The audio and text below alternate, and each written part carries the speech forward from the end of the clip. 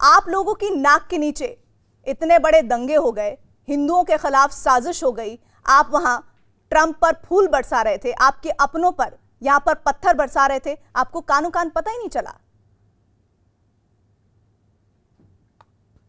देखिए प्रीति जी, अगर ये पैमाना अपनाना है तो देश में जो सबसे बड़े 12 दंगे हुए उसमें कांग्रेस पार्टी का ही राज था। आपको याद होगा, चाहे वो भागलपुर हो, हाशिमपुरा हो, मीरठ हो, मलियाना हो, चाहे अहमदाबाद हो, मुंबई हो, दिल्ली हो। तो इस लिहाज से कांग्रेस पार्टी को तो सबसे पहले कहना चाहिए कि इन तमाम दंगों के लिए वही जिम्मेदार थे। पर वहां पर हमेशा कांग्रेस पार्टी ये कहती रही है कि हमारी सरकार होने के बावजूद भी दंगाई कोई और था।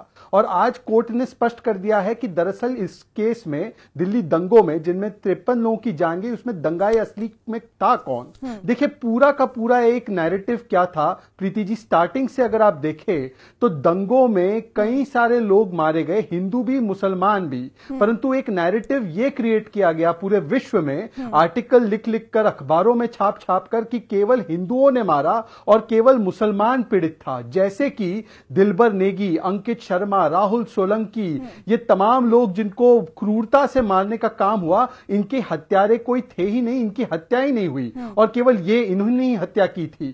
आज ये पूरा का पूरा जो एक नैरेटिव था, जो एक लीपापोती की जा रही थी, आज वो पूरा का पूरा भस्म हो चुका है और आज सामने निकल कर आ चुका है। सवाल आज ये पैदा होता है कि क्या आज भी इन दंगाइयों को बचाने के लिए इस्लामोफोबिया और विक्टिमहुड का कार्ड खेला जाएगा? क्योंकि आपको याद होगा, जब ताहिर हुसैन पर कार्रवाई की गई तो आम आदमी पार्टी हो या कई सारे बुद्धिजीवी हो, उन्होंने क्या कहा कि क्योंकि ये मुसलमान है इस पर कार्रवाई हो रही है। दिल्ली पुलिस की जो आज कार्रवाई हुई है, जिसमें कोर्ट ने चार्जेस फ्रेम किए हैं, कोर्ट ने बता दिया स्पष्ट तरीके से। एक तो 15 नवंबर को भी कोर्ट ने बताया कि दिल्ली पुलिस बड़े इंटेग्रिटी के साथ बिना कोई भेदभाव के कार्य कर रही है और हिंदू मुस्लिम जो भी अपराधी है उसको पकड़ने का काम कर रही है। परंतु आज मैं सवाल पूछना चाहता हूं, जब हम बताते थे कि देखिए किस प्रकार के नारे लग रहे हैं, हिंदुत्व की कब्र खुदेगी, हिंदुओं से आजादी, काफिरों को बाहर कर दो, इस प्रकार के नारे जब लगते थे, खिलाफत 2.0, तब हम उनसे कहते थे कि ये इस्लामोफोबिक नहीं, ये हिंदू फोबिक दंगा है। और आज ये बात जो स्पष्ट हो चुकी है, तो जो इन हिंदू दंगाइयों को,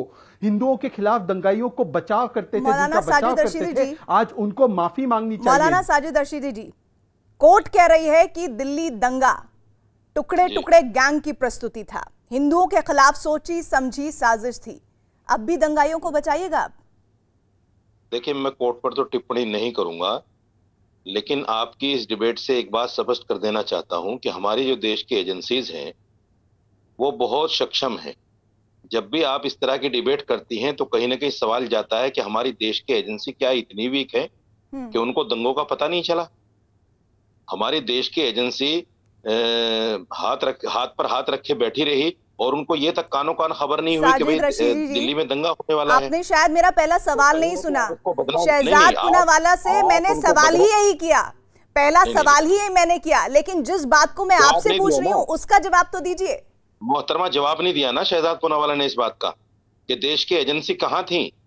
जब आप चीख चीख कर कहते हैं 26 जनवरी पर, 15 अगस्त पर कि प्रधानमंत्री पर हमला होने वाला है, फला जगह पर हमला होने वाला है, ये हमारी एजेंसीज बता रही हैं, तो दिल्ली दंगों को एजेंसीज ने क्यों नहीं बताया? वो हाथ पर हाथ रख के क्यों बैठी रही? दूसरी बात ये, मुसलमानों के घर जले, तो आपके हिसाब से दंगाई शांति दूत थे? मुसलमानों की दुकानें जली, आपके हिसाब से रशीदी जी मेरी पूरी बात सुनिए, शांति दूत थे? पूरी बात सुनिए, पहले पूरी बात सुनिए मेरी। मुसलमानों के घर जले, मुसलमानों के 100-150 दुकानें जली, 8-10 मस्जिदें जली और फिर भी दंगाई मुसलमान। अजब इंसाफ है भाई।